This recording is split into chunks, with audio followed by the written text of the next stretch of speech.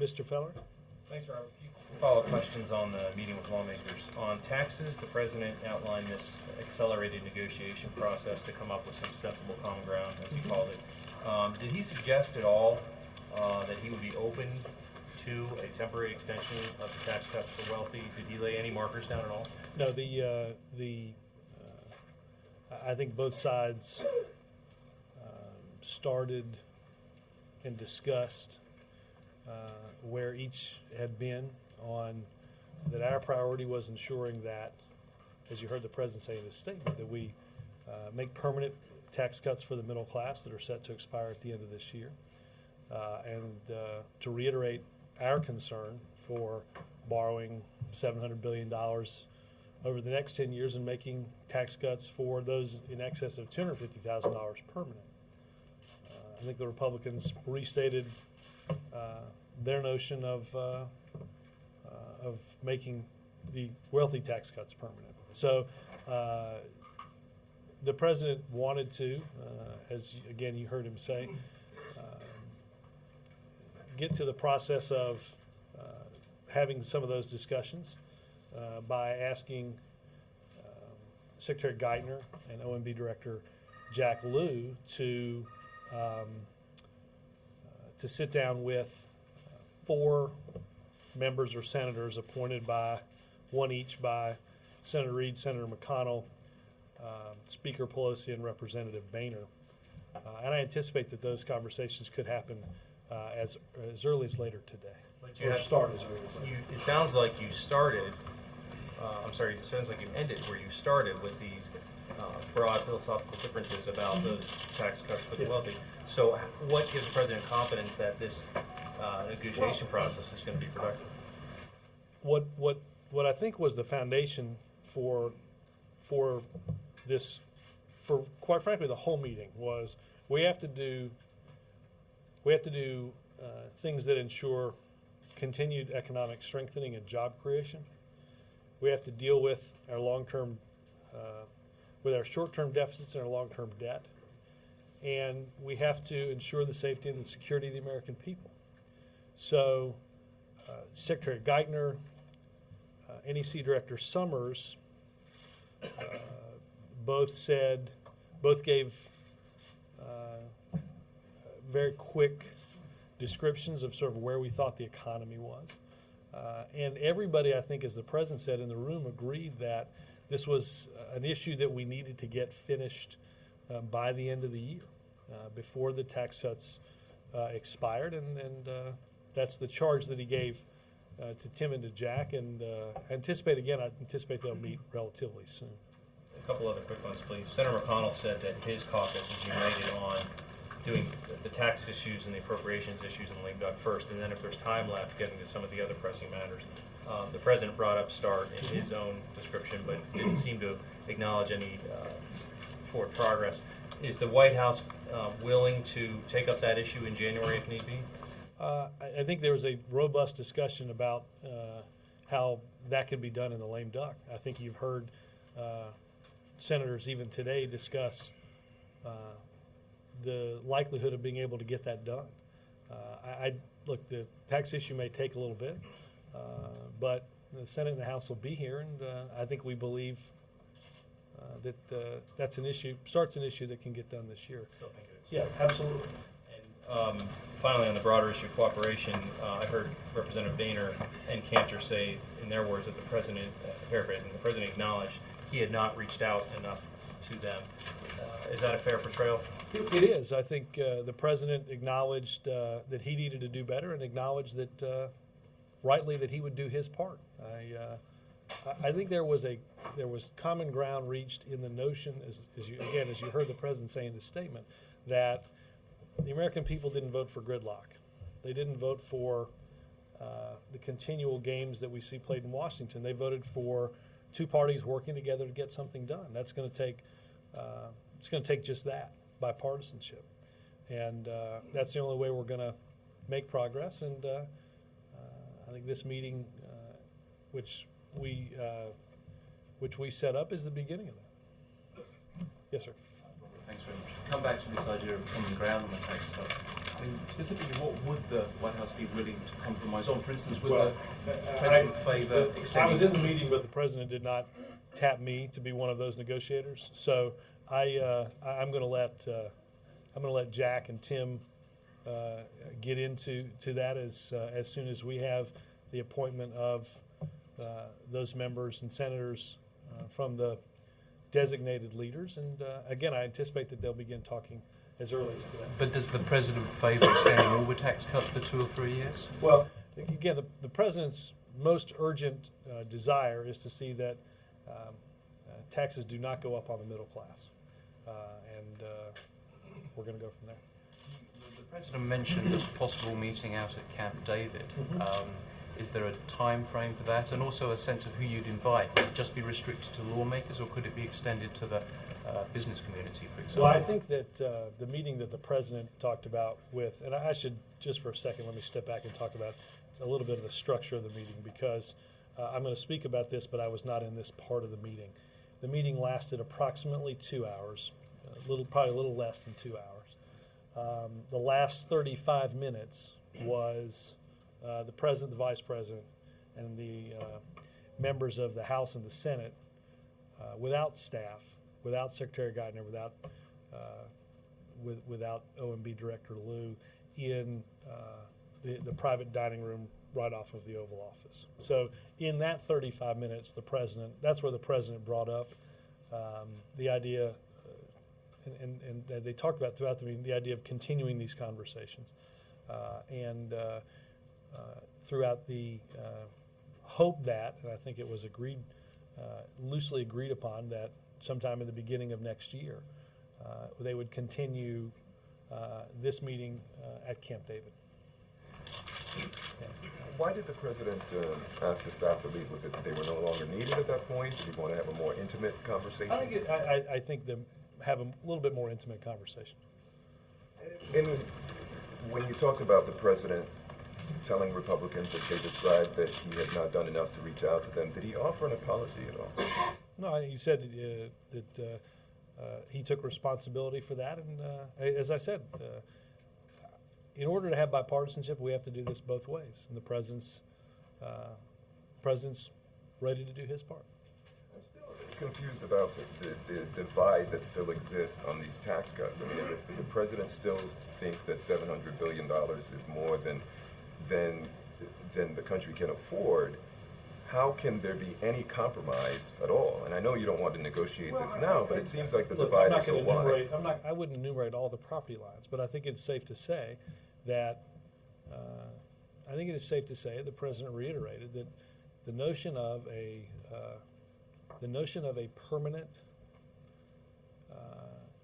making permanent tax cuts for those on the upper end of our income scale, the predominance of which go to millionaires and billionaires, is not something that making permanent would, he doesn't believe would make sense. It's a $700 billion expenditure because we do these in a 10-year budget window. So I think that's, I think as he did in his statement, enumerated where he is on that.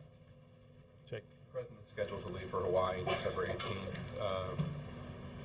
Given this very lengthy agenda, what are the odds that he's going to have to delay? Jake, I think it's largely unknowable, but the President will be here for as long as he needs to be here to get progress on and to make progress on the issues that he outlined in the meeting.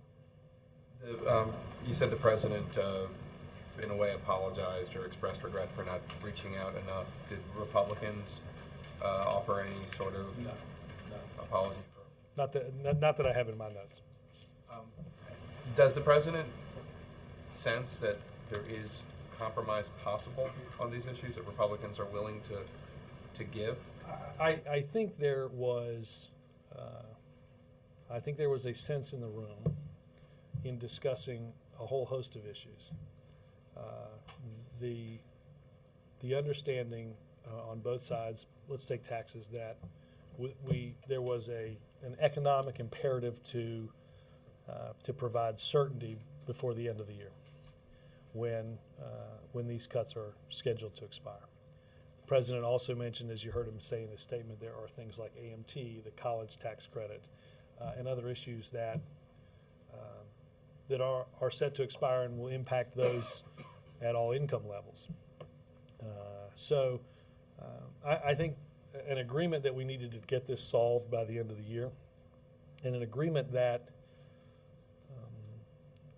we all have a responsibility to work together to make progress, and that in order to do so, we're going to be required to sit in the same room, have conversations and discussions like this, and come to some common ground and agreement. And I think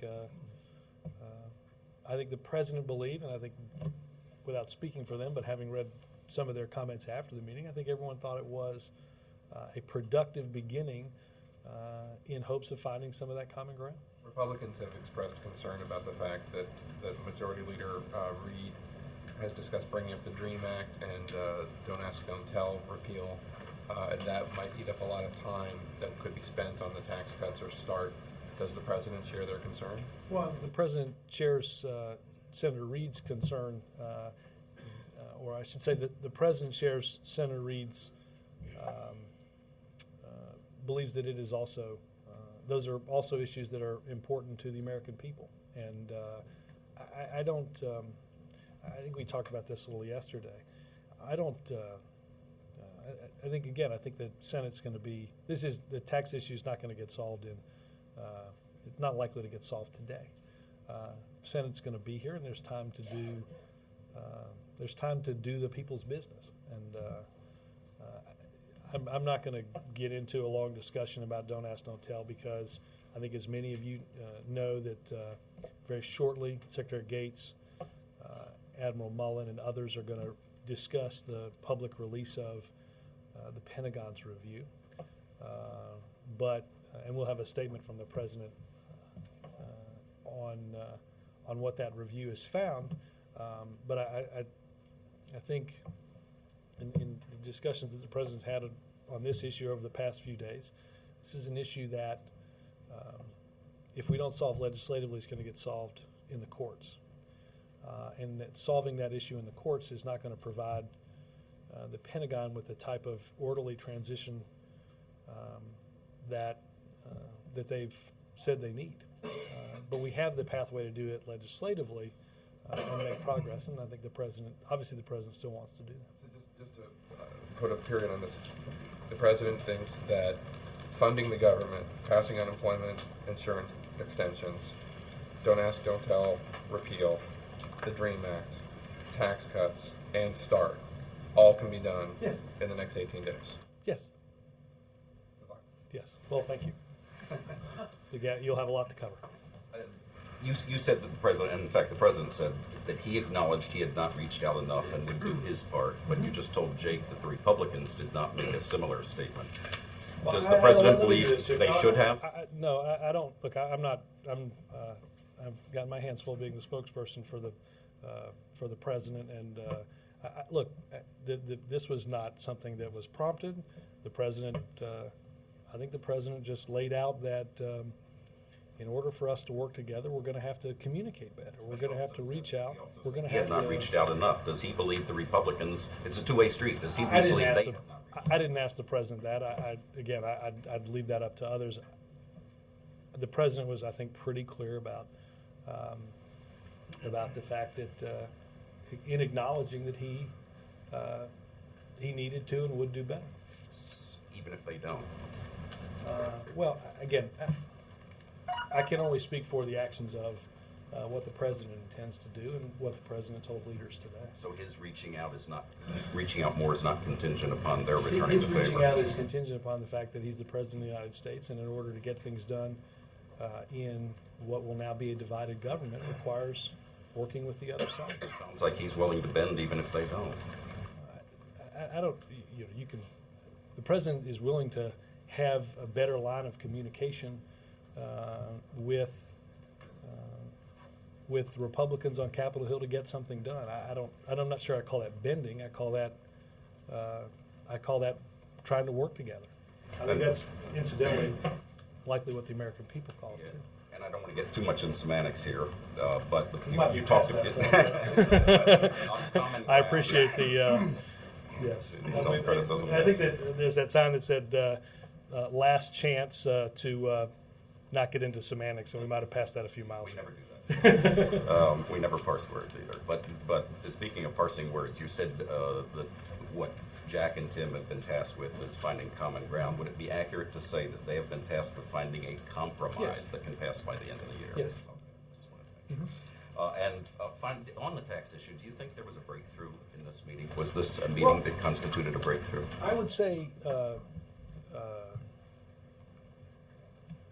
two things. One, we have an agreed upon appointed process for the continuing of those conversations to happen very quickly. And again, I will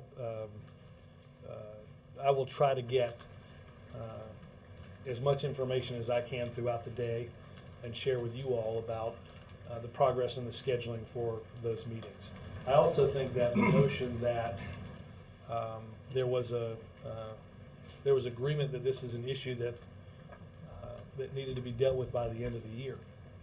I think those two things I think they give the president, and I hope they give others hope that we can work together. Do you think there's any chance whatsoever that the tax issue will not be resolved by the end of the year? Well, I would hate to say never. I think there is a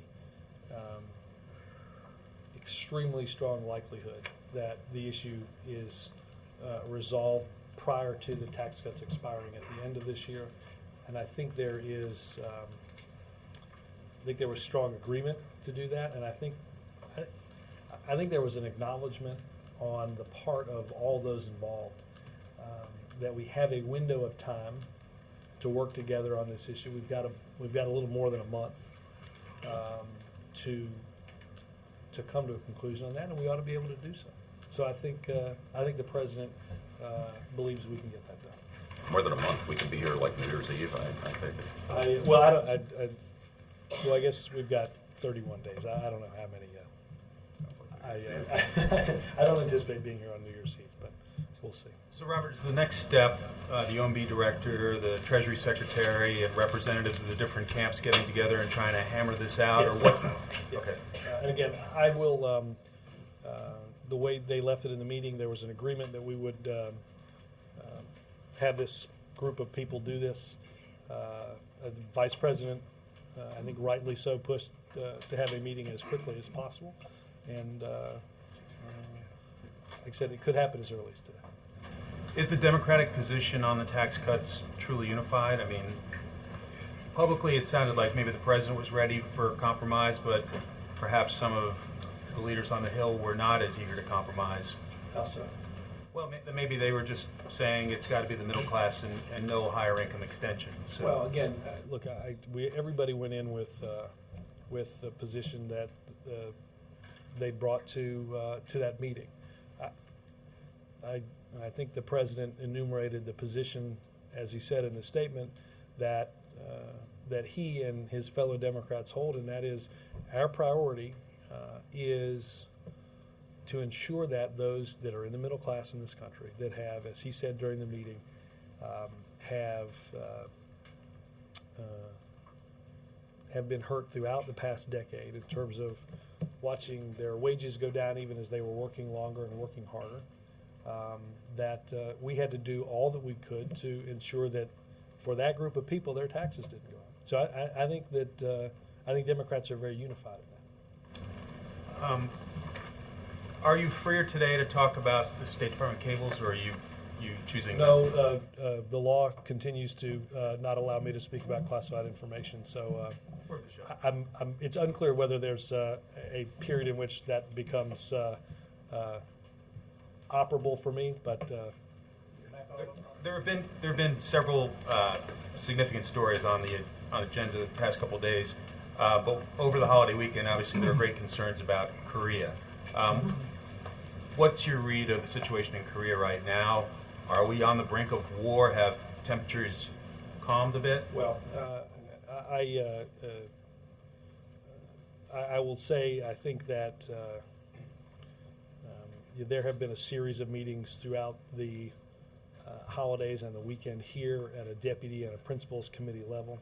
As you know, the president spoke with President Lee in South Korea. We dispatched for joint exercises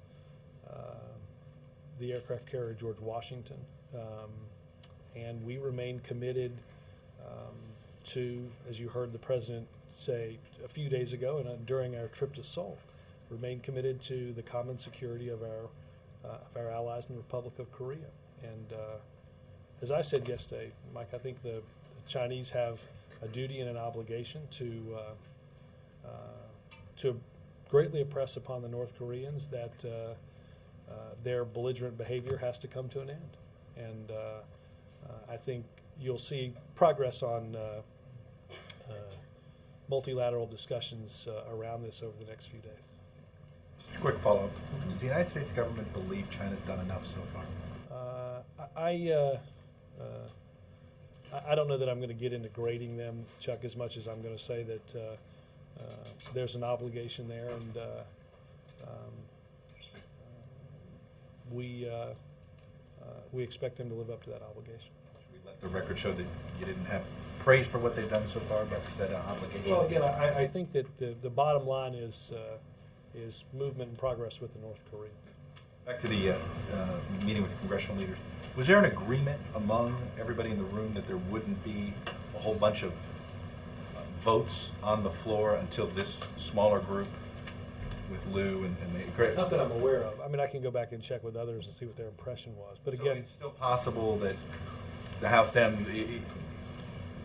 It's still possible there are other votes on... I anticipate that I think the next vote on taxes, if I'm not mistaken, and I'll double check on this, is that there'll be a vote in the House on making permanent middle-class tax cuts. I anticipate There was no that. agreement of taking that off the table I while... anticipate that. Well, this group worked itself out of a compromise. I think that goes for it. And on the other thing on START,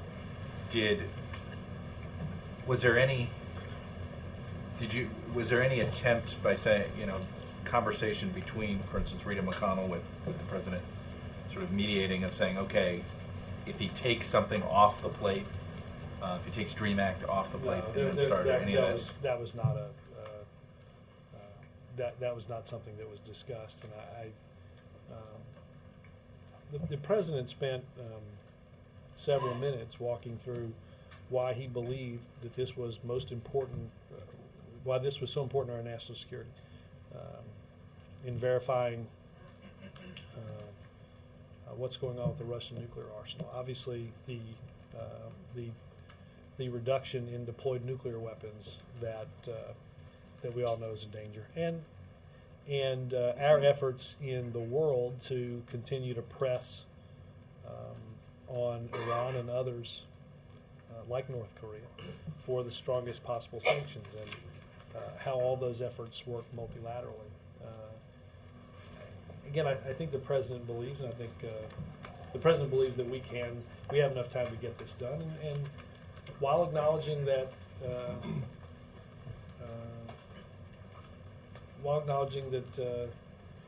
there's going to be a process to this. That process also has included 18 hearings. This has been something that's been discussed for going on 7 months. But I think the president is optimistic we can get this done. Was there consensus on extending unemployment benefits in the room, or was it more of an urging?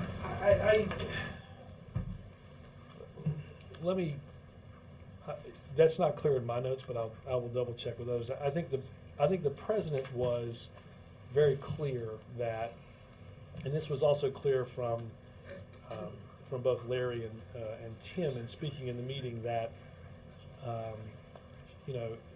unemployment benefits are they're given to those that have lost their jobs.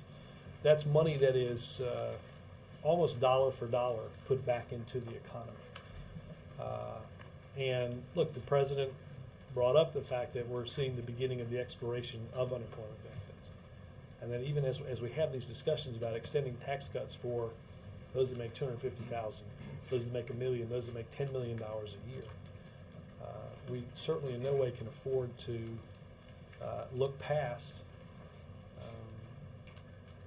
the fact that there are those that have been hurt extensively in losing a job and need to continue to have those benefits. Was that argument met with any sort of Republican agreement on this? Not that I recall in my notes, to be honest with you. And is this a bright line? I mean, has the president said, look, if he doesn't get this, you know what, we're going to yank this off the table, you know? I don't recall any bright lines in it, Chuck. I think the president simply laid out, as Tim and Larry did, the importance of ensuring that that this be and must that this must be part of the solution. We can't, again, we you know, we're going back and forth here on the permanence of tax cuts for those that make a lot of money. Was there an okay, were you guys agreeing on any way of paying for it, saying, look, if you guys, because the Republican stance has been, fine, you want to do this, find a way to pay for it. Well, did you guys offer up, here is a way to pay for it? No, the Get president it done? mentioned that this is normally and has historically been considered, rightly so, a measure of extraordinary importance in extraordinary times, and should be considered the same now. Thank you. A couple questions.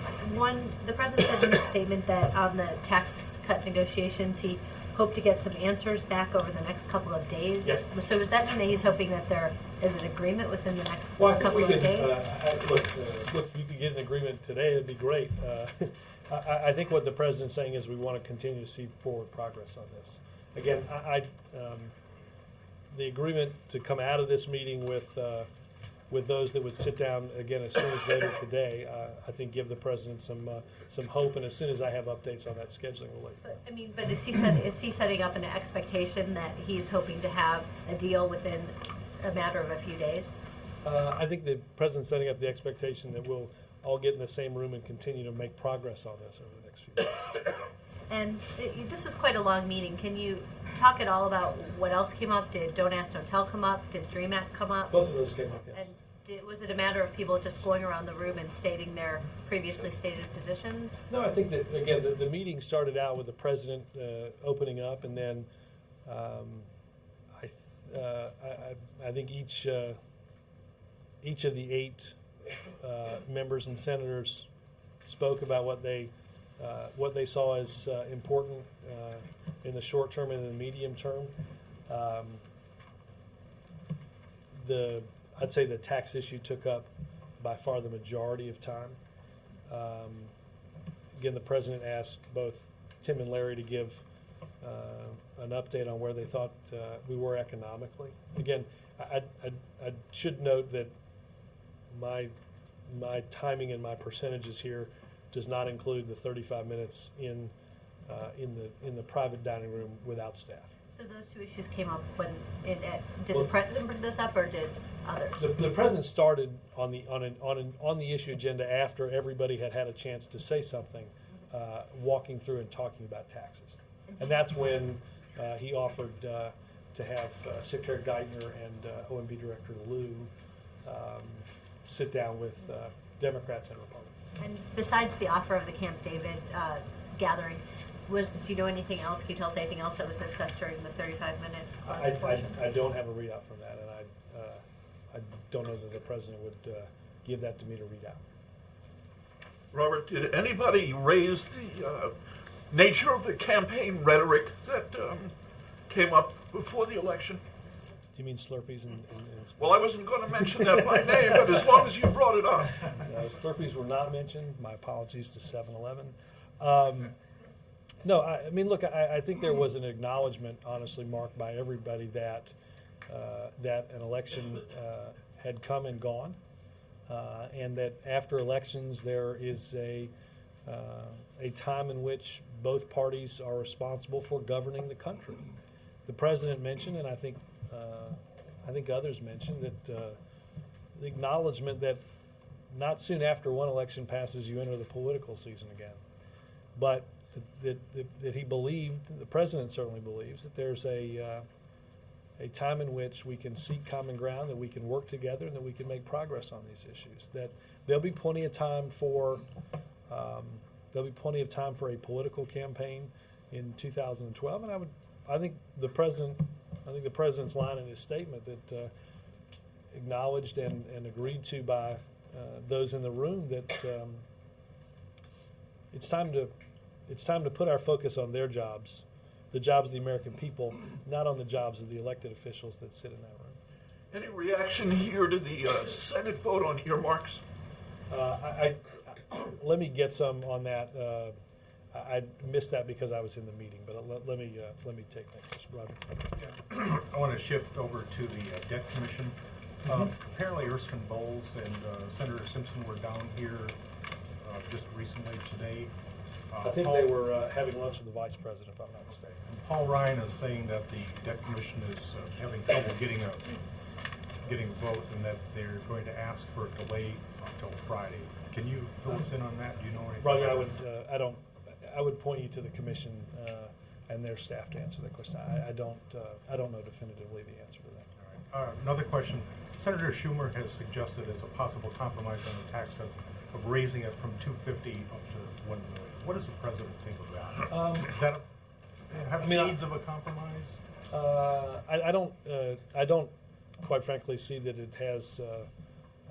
I don't see that it has moved any Republican, and I think the president has restated the case today for a $250,000 threshold for those filing together.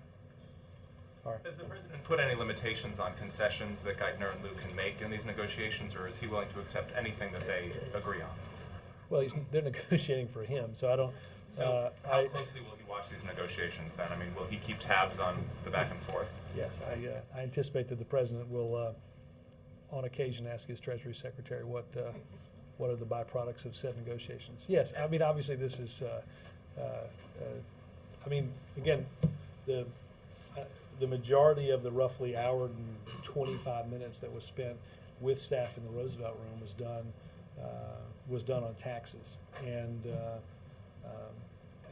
as Laura mentioned, that part of the statement where the president hopes to see some progress in the next few days, I think the president will be eager for, and all the participants were eager for getting together as quickly as possible. I mean, I think Senator Reid said to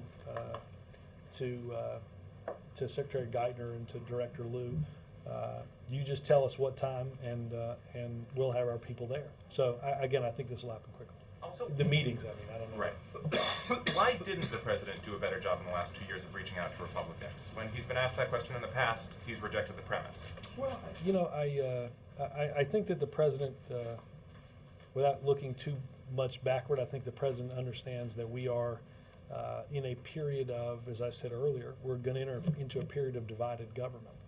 That in order for a piece of legislation to make its way through the House and the Senate to get to his desk, it's going to go through a body that's controlled by one party and then go to a body controlled by a different party. So if that's going to require better communication, that's going to require more communications. We're going to require a better relationship in understanding on both sides what's important. And I think the president is acknowledging that and willing to do his part in changing. Perry? Was there a particular reason he decided to move the meeting from a larger gathering to a smaller? Was there something particular that happened in the larger session that made him decide something No, I to be think accomplished? the president just wanted to give everyone an opportunity to speak as, I mean, people were speaking pretty freely, but if people wanted to do so without note takers and such, that they'd feel free to do that, and I think it was productive. Did the president mention to Senator McConnell his statement about his first priority being to deny him a second term? Not that I recall. Moving to a different subject. Do you I mean, have as I said to Mark, I think there was an acknowledgement that there'll be time for a political campaign, but that now is a time for those responsible for governing the country to get about doing so. Did the president discuss his priority for whether Senator McConnell was reelected? Not that I recall that either. On a different subject, President Medvedev in Moscow gave his State of the Union equivalent address today and said that there might be a new arms race if there wasn't a cooperation agreement on missile defense, expressed some frustration that things hadn't gone as far as he wanted in Lisbon. What's your reaction to that? Well, I think that, look, I think the president mentioned in the meeting with the leaders just a little bit ago that we had actually made great progress on missile defense. I mean, we had what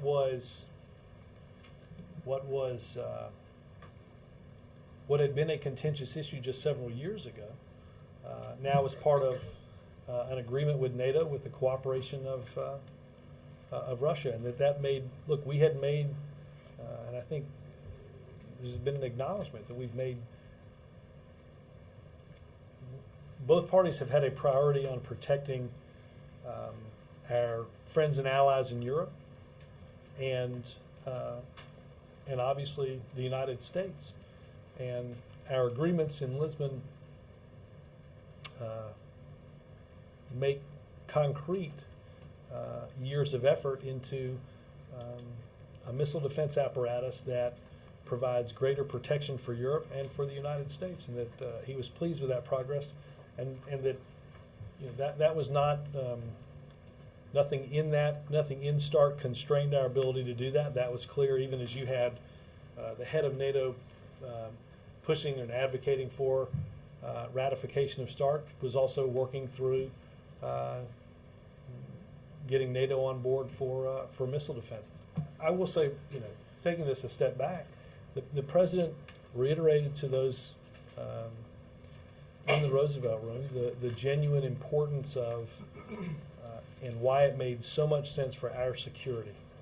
And in working with Russia and Medvedev, why it made so much sense for us to get this done and get this done now, that this was not something that the president was doing for political purposes, or that the opposition was based on politics, but that this just made good sense and made common sense for our security and for our relationships around the world. Do you have any response to the information in the Wall Street Journal report about the Russians moving tactical weapons, nuclear weapons, closer to NATO countries in the recent months? Let me get something from NSC on that. I mean, obviously that's tactical is not something that's, those are different from launchers and deployed missiles and stuff. Yes, sir. Thank you, Robert. North Korea warned today that the continuing military exercise by the U.S. and South Korea in Yellow Sea could lead to a all-out war anytime. So how effective does the administration believe the military exercise could deter North Korea's behavior? I guess I would disagree largely with the statement that exercises that are going on now or have that are similar to exercises that have gone on in the past or will lead us to where they said in that statement. I don't think that's true. I think the exercises demonstrate our strong desire for common security with our allies in the Republic of Korea.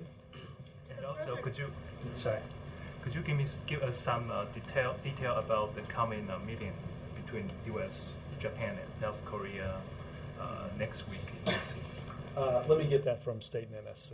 Ann? Did the president secure from the Republicans any commitments on the 2-year pay freeze for rank and file government employees? And did he urge them to do the same for their own congressional staff? I don't think the latter came up. I know that, well, I don't know. I just wasn't something that they talked about. I mean, again, legislative branch appropriations govern the salaries of those working in. But the president would like to see it extended, wouldn't he? I haven't asked him, but again, that's something that members of Congress, based on their appropriations, have the power to do. The several members mentioned on both sides that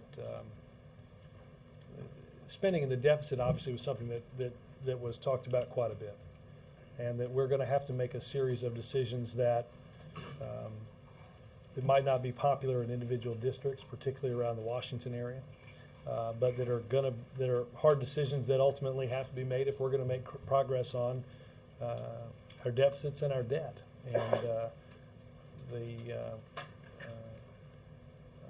several applauded the president for making that decision. I will be honest in saying that some believed that non-uniform military and others they thought should have been covered in what the president announced yesterday. But I think what the president believes that, as you heard yesterday, that we all have a responsibility to do our part. And now that the embargo's been lifted on the military review on Don't Ask, Don't Tell. Yes. What kind of value does the president put on the kind of poll, the survey done of American military personnel? About 28% of them responded. They basically said they saw no problems, foresaw no problems getting rid of the policy. Does the president put a lot of weight in that? Well, I think the president wanted to, and the Pentagon conducted a study of the attitudes of those serving in our armed forces bravely each day, and asked directly their attitudes on ending what the president believes is a divisive policy in Don't Ask, Don't Tell. That, and again, we'll have a statement on this shortly, but I think the president has been clear that this is a policy that should end, needs to end. And I think that the survey demonstrates that those that serve in the military believe it can be done in a way that doesn't disrupt unit cohesion, and that. The survey didn't ask whether it should. It asked, do you think the military can Right, handle no, it? and I think the overwhelming majority said that they thought it could be done with little to no disruption, and I think the president certainly shares that. And again, I think you'll hear from Secretary Gates. You're hearing from Secretary Gates and Admiral Mullen that the president's strong belief that doing this through a legislative process provides for a transition that an orderly transition that the military has sought, and the president believes is the right way to go about doing it. Kristen. Robert, I'm curious about that private part of the meeting today. Has he done that before, where he sends all the staff out of the room? That's not unusual. No, it's not unusual. Was that? I mean, look, I say this, it's not unusual writ large in meetings. I don't know that I'd have to go back and check notes and see whether that's happened before I do not recall that it's happened before in the bipartisan meetings. The ones that were had in the cabinet room, as best I can remember, were always what was set forth in the room and not, they didn't generally repair to somewhere else. You made note a minute ago that note takers were out of the room for that. Was that private part of the meeting specifically to interrupt the spin cycle that the president talked about? Well, I think it just, I think it provides people with a candid, they can be even more candid than they could be in a room full of people. And that's why the president sought to do it. And again, I think the president believed that both parts of the meeting were productive. And someone in that meeting, in that part of the meeting, brought up the spin cycle. He said it was one of my friends or my friends. Do you know who brought that up and what was said about it? No, I don't know the answer to that. Yes, ma'am. President Obama acknowledged that he needed to improve his communication. Is some of that going to include some more informal talks or, off the agenda discussions between him and Republican leaders like Senator McConnell and Boehner? Yeah, I think that, look, he's had occasion to talk with Senator McConnell and Speaker to be Boehner during some of this time period. I anticipate that those are conversations that you'll see more of. I do not think that, well, I know that what the president discussed and what the president means in terms of improving that outreach and that communication is not simply reserved for meetings that happen here or meetings that happen in Camp David. I think I think you'll see just an increase in all types of that communication. And one more quick one about START. The president talks a lot about what might happen in January if this process is pushed back in terms of re-educating new members about the treaty and what's in it. Did he bring that up in the meeting with Republican leaders, and did they have any response or acknowledgement of this? No, I don't remember that. I don't remember that coming up. I mean, obviously, you know, they're again, it's been. I think there's a pretty long record of hearings, formal written questions back and forth out of those hearings on different aspects of the treaty, and I know that members of our national security team, you know, continue to brief members on it, and I think anybody that has questions can get those answered. April? Robert, on a historic story, it's different from what you have right now. On the other side of Pennsylvania Avenue, the House is getting ready to pass Cobell, black farmers, and the water rights issue. What does the White House have to say about this after 15 years it's finally going to happen? Well, I think based on hard work both on Capitol Hill and in the administration, that we are about to, or on the cusp of seeing a much-deserved settlement for these two important cases. It is, as you mentioned, April, justice that is overdue and has been a priority, again, of the administration and those on Capitol Hill to see something done by the end of the year. I think it demonstrates that it's possible to work together. I think it demonstrates that we can find common ground on issues that are important to both sides of the political aisle, and I think it gives people hope for what we can do. But a couple questions on the black farmers issue. It's been raised, the anti-fraud issue, the anti-fraud language that's in the bill. Some Dems on the Hill feel that it could be a tool for intimidation against the farmers. What say you? I would have to ask, and I guess I would point you to USDA on what their reaction is to that. And one more, why is there a difference in the stringency for judgments when it comes to women and Cobell versus the Pick for Two claimants? The Pick for Two people have to go, claimants had to go through a much more arduous process to get to I'd again point you to USDA on the specifics of that settlement. Will there be a signing ceremony, since this is one of the largest civil rights payouts? Let's get it to the president's desk.